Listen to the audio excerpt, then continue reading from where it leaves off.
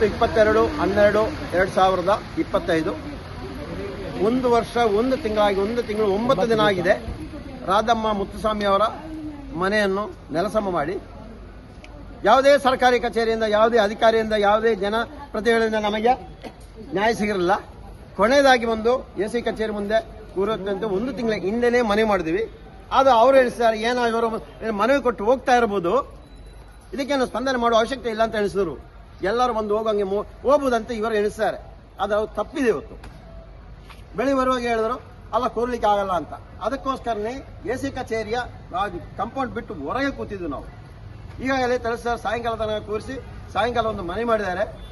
ಈ ಪ್ರಕರಣವನ್ನು ಸುಳ್ಯ ತಹಸೀಲ್ದಾರ್ ಅವರನ್ನ ತನಿಖೆ ನಡೆಸಿ ತಪ್ಪಿಸ್ತರ ವಿರುದ್ಧ ಕ್ರಮ ಅಂತ ಹೇಳಿದ್ದಾರೆ. ಅದಕ್ಕೋಸ್ಕರ ನಾವು 1 ವಾರ ಟೈಮ್ ಕೊಡ್ತಾ ಇದ್ದೀವಿ. ಏನು ಈ 1 ವಾರ ಅಲ್ಲಿ ಏನೋ ಕ್ಲಿಯರ್ ಆಗದಿದ್ರೆ ನೆಕ್ಸ್ಟ್ ಸೋಮವಾರ ಇದೇ ಜಾಗದಲ್ಲಿ ಕೊಡ್ತೀವಿ. ಮತ್ತೆ ಯಾರೇ ಬಂದು ಹೇಳಿದ್ರು ಎದ್ದೇಳಲ್ಲ. ಅಧಿಕಾರಿ ಮೇಲೆ ಕ್ರಮ ಕೈಗೊಳ್ಳಲೇಬೇಕು. ನಾವು ಬಂದಿರೋ ಎಲ್ಲ ಅಧಿಕಾರಿಗಳು ನಾವು ಹೇಳಿಲ್ಲ. ಯಾಕೆಂದ್ರೆ ಆ ತಹಸೀಲ್ದಾರೊಬ್ಬರು ಮೌಖಿಕ ಹೇಳಿಕೆ ಮುಖಾಂತರ ಕರ್ಕೊಂಡು ಬಂದಿರೋದು. ಯಾವುದೇ ಒಂದು ನೋಟಿಸ್ ಕೊಟ್ಟಿಲ್ಲ, ಇಂಥ ಮನೆ ನೋಡ್ದಾಕ್ತೀವಿ ಅಂತ ಹೇಳಿ. ರೇಣುಕಾ ಅವರ ಮನೆ ಅಂತ ಹೇಳ್ತಾ ಇದ್ದಾರೆ. ರೇಣುಕಾ ಎಂಬವರು ಇಲ್ಲವೇ ಇಲ್ಲ ಅಲ್ಲಿ.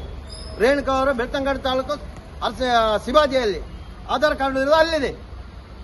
ಯಾವನೋ ಒಬ್ಬ ತಗೊಂಡು ನ್ಯಾಯಾಲಯಕ್ಕೆ ಸುಳ್ಳು ಮಾಹಿತಿಯನ್ನು ಕೊಟ್ಟು ಇಲ್ಲೇ ಕೊಟ್ಟು ಅದ ಮೇಲೆ ಅದನ್ನು ತನಿಖೆ ಮಾಡದೆ ಏಕಾಏಕಿ ಬಂದು ಬಡವರ ಮನೆಯನ್ನು ಹೊಡೆದಾಕಿರೋದು.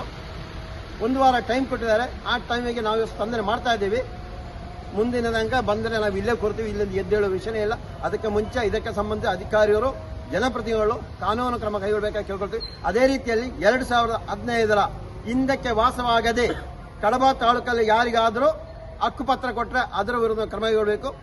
ಏನಾದ್ರು ಇವರ ಮನೆಯನ್ನು, ಭೂಮಿಯನ್ನು ಸರ್ಕಾರಕ್ಕೆ ಬೇಕಂತ ತಗೊಂಡ್ರೆ ಅದೇ ರೀತಿಯಲ್ಲಿ ಸರ್ಕಾರಿ ಭೂಮಿಯಲ್ಲಿ ಯಾರೆಲ್ಲ ವಾಸವಾಗಿದ್ದಾರೆ, ಮನೆ ಕಟ್ಟದೆ ಕೃಷಿ ಮಾಡ್ಕೊಂಡು ಆರಾಮಾಗಿದ್ದಾರೆ, ಎಲ್ಲವನ್ನೂ ಸರ್ಕಾರ ಮುಟ್ಟುಗೋಲಾಕಬೇಕು, ಎಲ್ಲವನ್ನೂ ಸರ್ಕಾರ ತಗೊಳ್ಬೇಕು.